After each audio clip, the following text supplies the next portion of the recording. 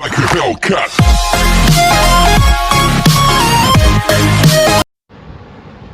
Hello my dear students, happy good morning to all of you.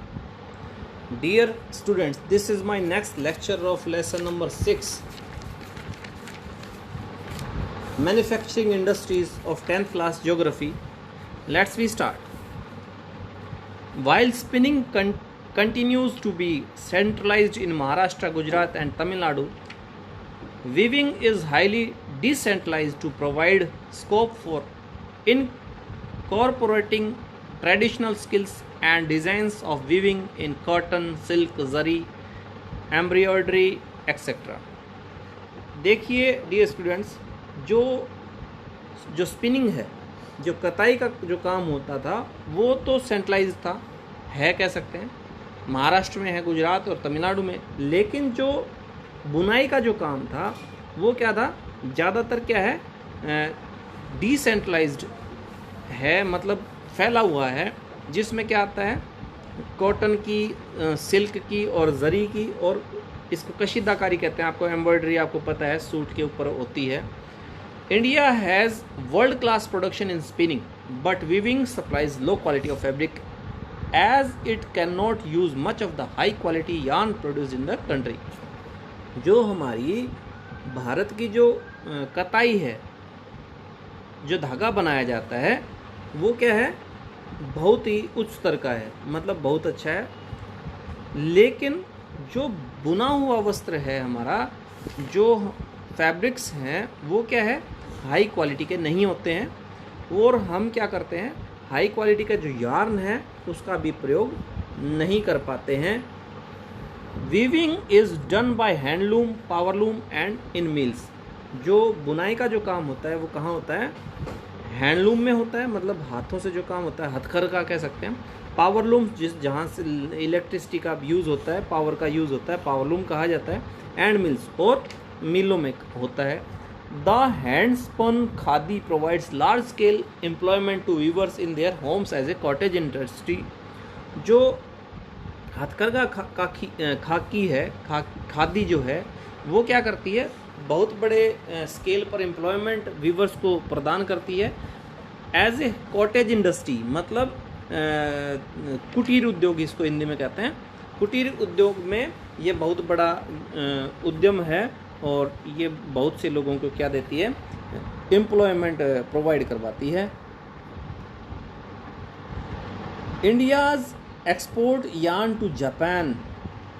जो भारत है वो क्या करता है, जो धागा है उसे कहाँ भेजते हैं, जापान में निर्यात किया जाता है, जो सूत है भारत का.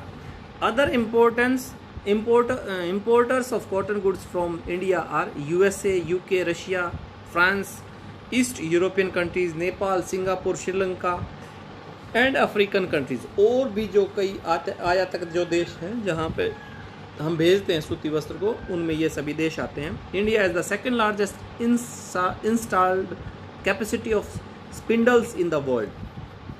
जो भारत है, स्पिंडल्स होते हैं डियर स्टूडेंट्स, इसको हिंदी में तकवा कहा जाता है. इसमें जो काम करने की जो क्षमता है भारत की, इसमें विश्व में हमारा जो है क्या है, सेकंड पोजीशन है, नेक्स्ट टू चाइना, चाइना के बाद. एट अराउंड 43.13 मिलियंस, लगभग 43.13 मिलियन जो है वो है हमारे पास ये स्पिंडल्स हैं.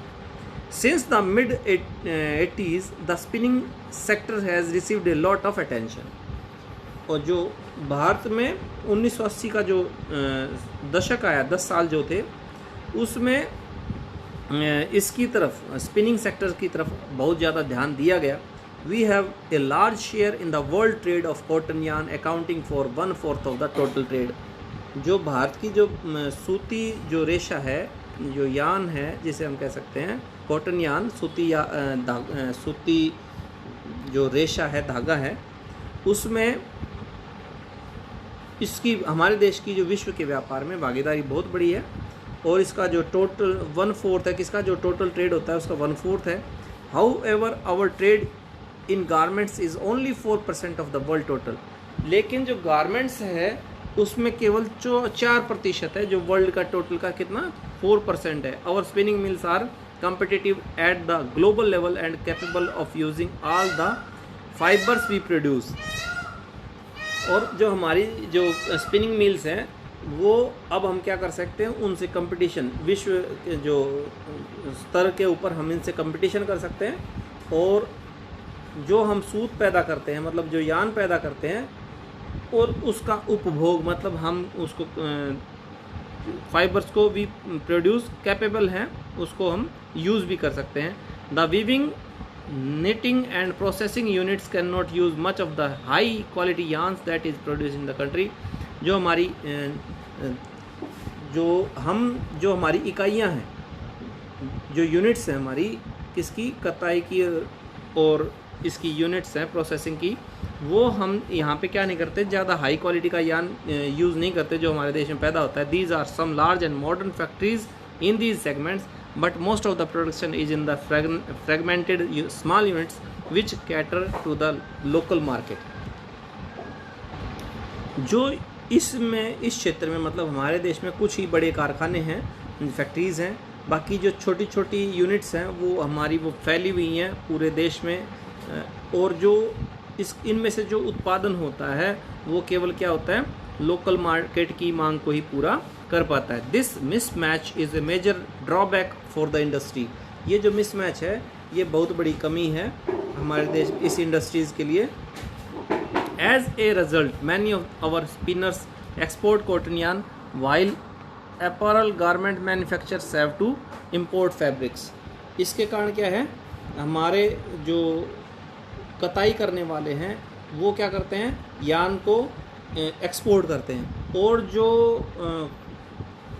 कपड़ा बनाने वाले लोग हैं वो क्या करते हैं, परिधान, जो सिलाई कपड़े कह सकते हैं, गारमेंट्स कह सकते हैं, वो बाहर से क्या करते हैं, कपड़ा आयात करते हैं। बताइए,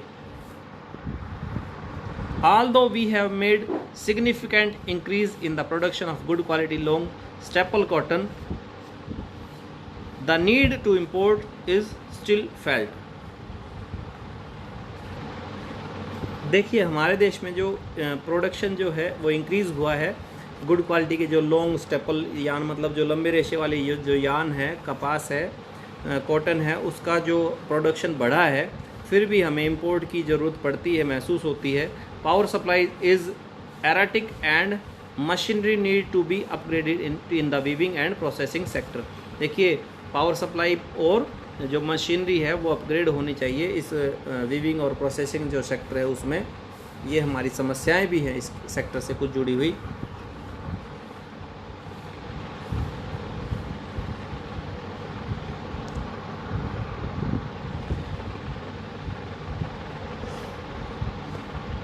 In particular, other problems are the low output of labor and stiff competition with the synthetic fibers industries। और भी क्या है, एक तो जो हमारी दूसरी समस्या है, जो हमारे जो श्रमिक हैं वो उनकी उत्पादकता कह सकते हैं वो कम है, आउटपुट वो कम निकालते हैं, और हमारा जो कंपटीशन है वो किससे है, सिंथेटिक फाइबर इंडस्ट्री से हमारा कंपटीशन है, वो भी कठिन कंपटीशन है।